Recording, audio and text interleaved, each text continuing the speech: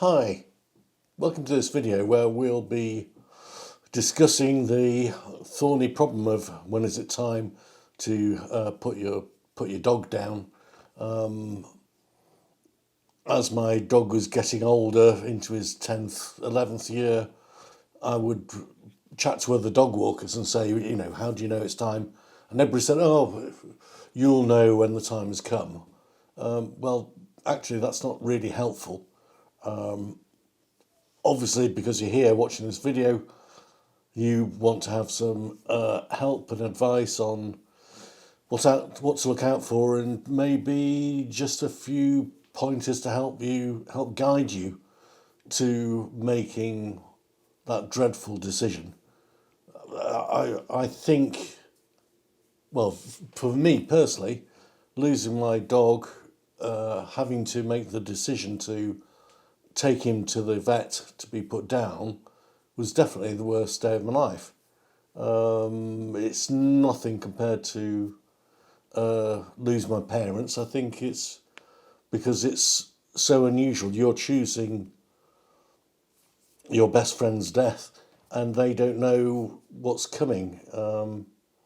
But you have to always do what's in the best interest for your dog. I've drawn up a graph which might help you visualize, what is happening, and help you mentally create an image of where you are with your dog. Keeping track of your dog's health on various points is important. Keeping a diary or a calendar, so you can see how many good days your dog's having and how many bad days. But let's just break through to the graphic, and let me just show you my way of thinking. So let's start off with a simple graph to visualize what we're up against. On the y-axis we have age, starting from pup to old age, and on the x-axis we have going from full health to sick. Now, you'd normally expect a steady decline to look something like this. So we start up here young and in good health, go through our middle age area, and then a decline into old age and poor health. Now, it's not like this for all people. Maybe a dog is in rude health and then suddenly makes a decline, or it might decline and then level out and last for several years in pretty much good health. The procedure that your dog goes through, when it gets to this area, then you know it's time. So there's many ways that your dog can decline, whether it's purely old age. With my dog, it was arthritis that was a major problem as he got to into his old age, and he got to the stage where he was very uncomfortable walking, and I discussed with the vet about having him put down, but then this new super drug came out, which is a monthly injection, and that gave him another 8 months completely pain-free. So it's a very difficult thing to make a judgment on.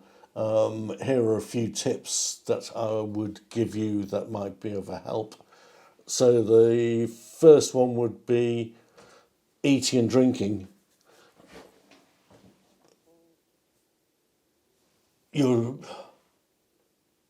This is a bit of a difficult one because as dogs get older, they tend to lose their appetite just the same as humans do.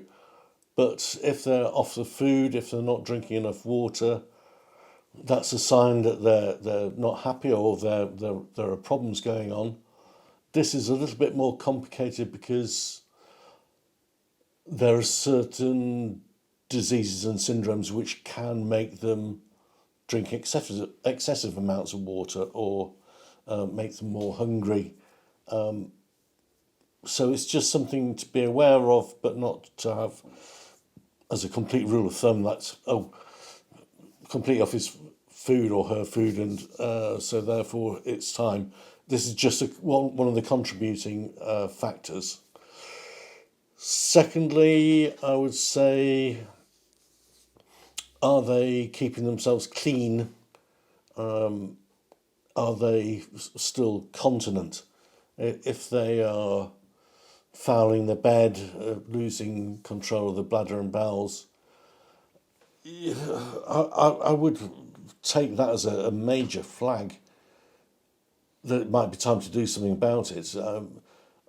Most dogs that I know and have experience of, they're mortified when they make a mess in the house, let alone make a mess in their own bed. I mean, that's just complete no-no. So if your dog is in such a state that it can't control that, you know it's going to feel guilty as hell about it.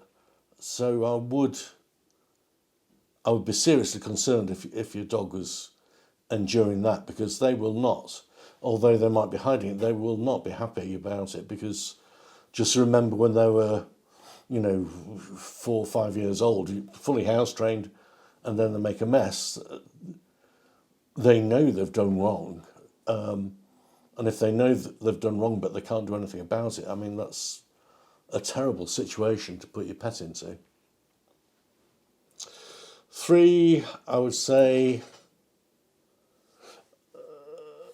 it's very difficult, but are they happy?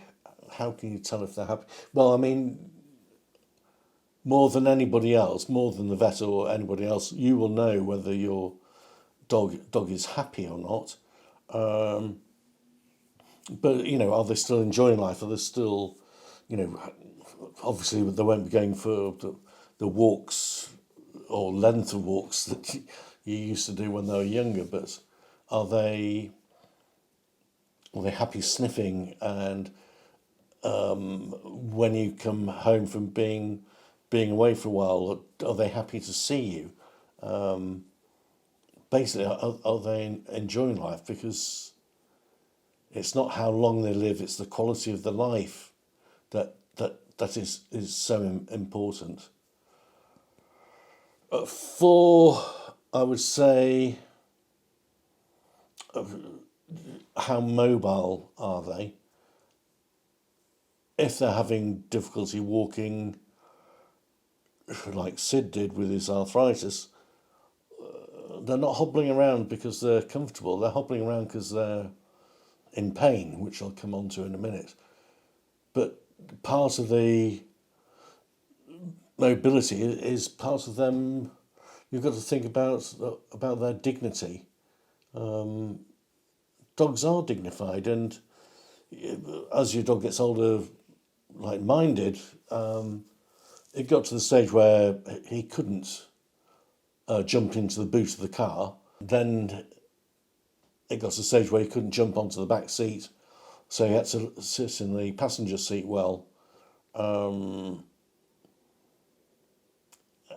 then it got to the stage where I had a harness on him with a handle so I could help him up the stairs. On balance with everything else that was going on, he was still a happy dog, I thought. Well, no, he was. But you've got to be aware of their dignity, really, when it gets to that. The 5th thing I would say would be, pain has got to be the absolute.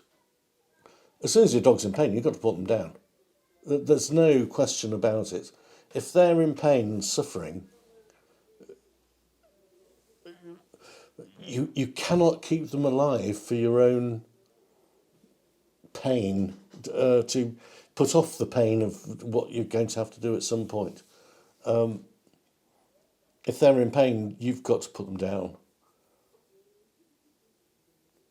And the other thing to consider is that dogs as pack animals, they hide their pain. It's part of their genetic makeup to hide pain, so they're not seen as the weak one to be picked on or vulnerable to other predators. They're very good at hiding their pain. If you're picking up in pain, you've got to do the right thing and call your vet. The last thing I'd leave you with is to consider this.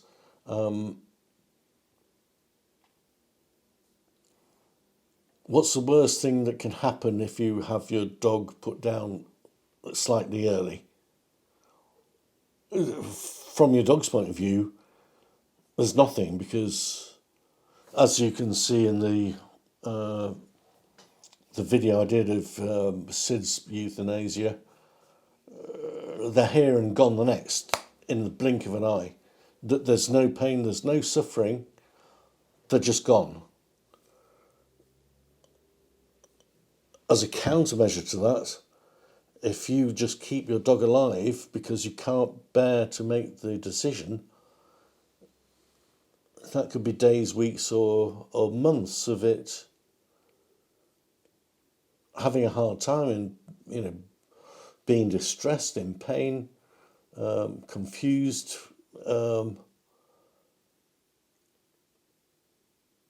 I would say that you can't have your dog put down too early, but you can have it put down too late.